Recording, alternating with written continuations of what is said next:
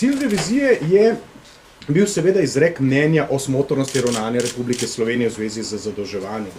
Naša ambicija pa je bila javni dolg najprej ovrednotiti, torej ga izraziti s številko in o tem poročati vsem relevantnim, predvsem pa državnemu zboru, ter pravočasno zaznati morebitna tveganja pri upravljanju z javnim dolgom, če ta tveganja seveda obstaja.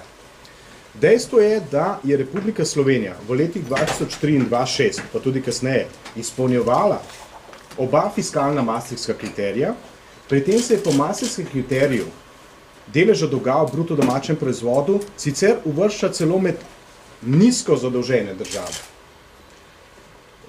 Vendar pa je javni dolg v revidiranem obdobju ves čas naraščal in leta 2006 znašal preko 11,5 milijarde evrov, merjeno po nacionalni metodologiji.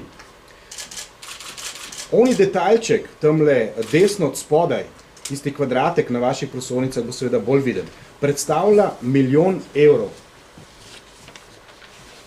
Celoten sklop tega pa seveda predstavlja celoten javni dolg v Republiki Sloveniji, merjen po nacionalni metodologiji, kar na preprost način povedano pomeni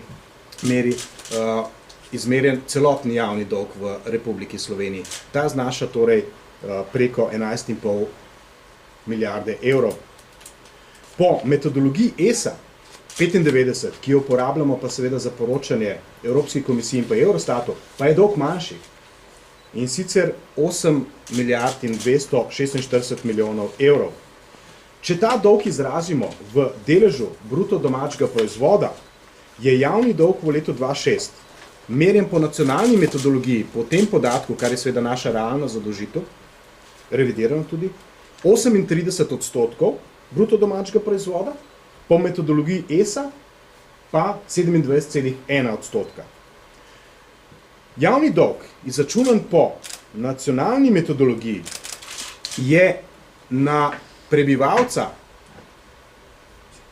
Republike Slovenije v letu 2003 znašal 4.709 evrov oziroma 12.097 evrov na delovno aktivnega prebivalca. Kar vam prikazuje ta graf, pa tudi seveda o tem izrazito poročamo v našem revizijskem poročilu. Vendar se ta zadolžitev v kratkem obdobju do konca leta 2006 povečala na 5.753 evrov na prebivalca Republike Slovenije oziroma kar na 13.883 evrov na delovno aktivnega prebivalca Republike Slovenije. Torej je javni dolg na prebivalca večji za 23,6%, na delovno aktivnega prebivalca pa se ta v nominalnem znesku v nekaj letih povečal za 1700 evrov na torej vsakega prebivalca Republike Slovenije. In to vse to v, po našem mnenju, relativno kratkem časovnem obdobju, kljub temu, da je v tem obdobju bruto domači proizvod izrazito naraščal, za pokrivanje dolga pa so bile angažirane tudi kupnine iz prodaje državnega premoženja. Bruto domači proizvod pa se je v tem obdobju povečal manj, kot se je povečal sam javni dolg.